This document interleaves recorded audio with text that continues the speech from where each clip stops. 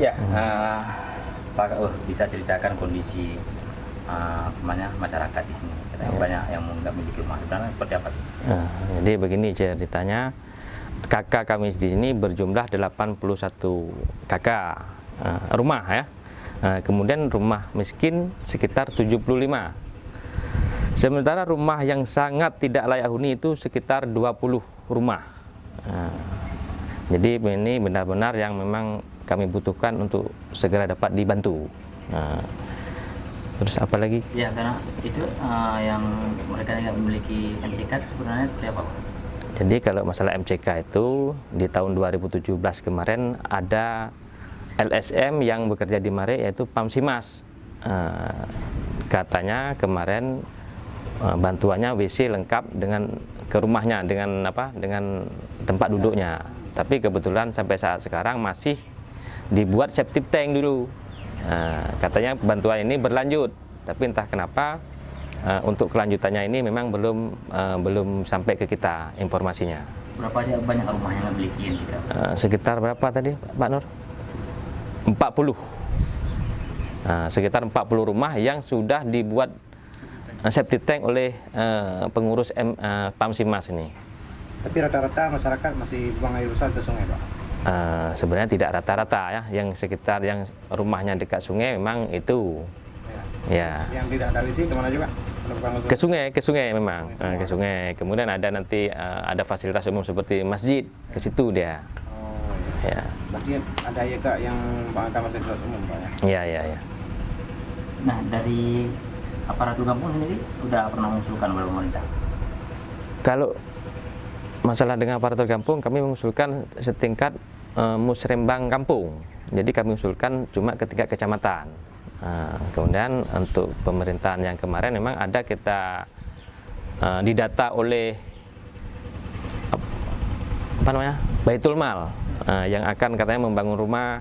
Kemudian ada lagi PKH, itu semuanya memang mau membangun rumah yang tidak layak huni itu. Tapi sampai sekarang pun belum ada pelaksanaannya belum ada. Berapa lama mereka janji? Itu selama kami dari 2017, Pak. Nah, apa aja yang akan diusul ke depan untuk membangun daerah? Ya itulah kami harapkan kepada pemerintah ini, baik dari LSM atau dari manapun, kami memang pertama rumah harus yang tidak layak huni tadi dibantu. Kemudian yang kedua jalan kami, Pak. Jalan itu dari tahun 2016 katanya dibangun 2017 sampai sekarang 2020 belum juga dibangun. Ini jalan mana, Pak? Jalan utama desa, ya. Masih Mare semua. Setelah itu apa lagi? Itu yang kedua, yang ketiga masalah gedung PKK kami belum mempunyai kan. Kemudian PAUD untuk kegiatan PAUD PAUD. Nah, itu kami mintakan kalau bisa dibangun. Terus yang paling mendesak juga Beronjong sungai, Pak. Beronjong sungai ini di tahun 2017 kami usulkan 3 buah beronjong pemecah arus. Tetapi sampai sekarang di 2017 itu yang diberikan baru satu pemecah ombak itu. Jadi alangkah baiknya tahun ini diberikan, tahun depan diberikan lagi. Kami ada perlu 3 pemecah ombak. Saya rasa fasilitas umum seperti TPU itu sudah aman ya, tidak longsor lagi. Ada berapa rumah yang terancam? Rumah sekitar 1, 2, 3, 4, 6 rumah. 6 rumah yang memang sudah dekat kali dengan sungai, Pak. Malah ada 2 rumah yang udah hancur ya? Iya, itu udah hanyut.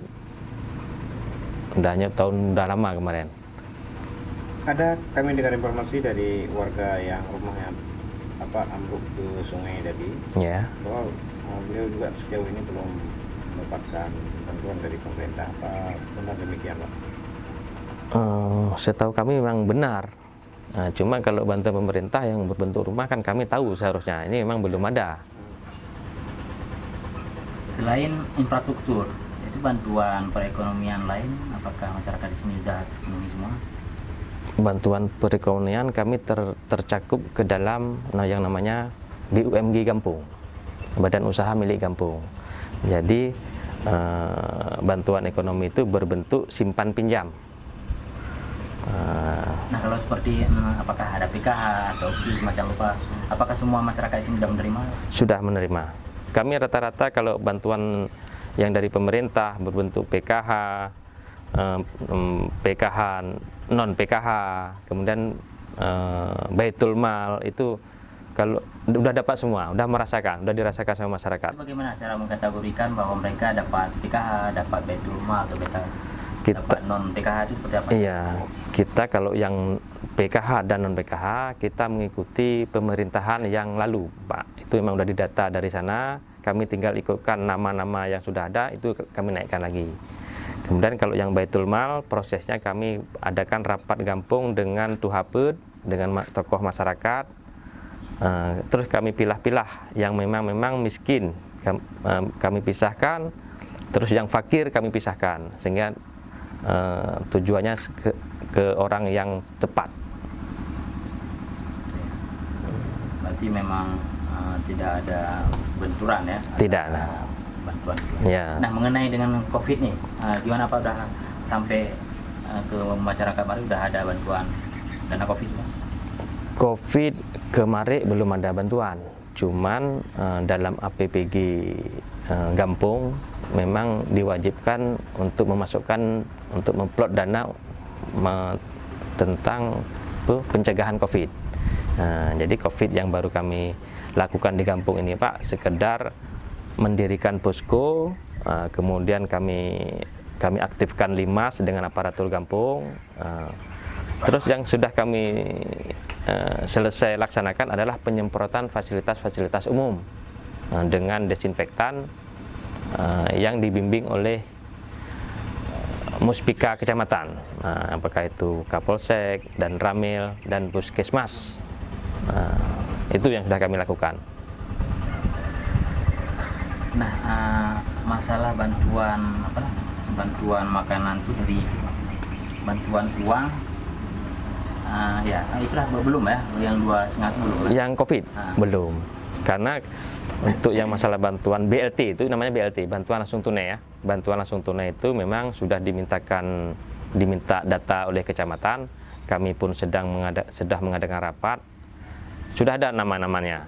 Nah, itu akan kami usulkan nanti ke kecamatan dengan kategori yang bukan penerima PKH, bukan penerima non PKH, bukan penerima Baitul Mal atau PNS, TNI, Polri. Nah, itu yang kami ajukan ke sana. Nanti masalah yang dapat atau tidak, nanti kabupaten yang mengkat lagi. Data belum masuk, karena masih mau kita kirim ke kecamatan. Berarti datanya belum dapat? Belum.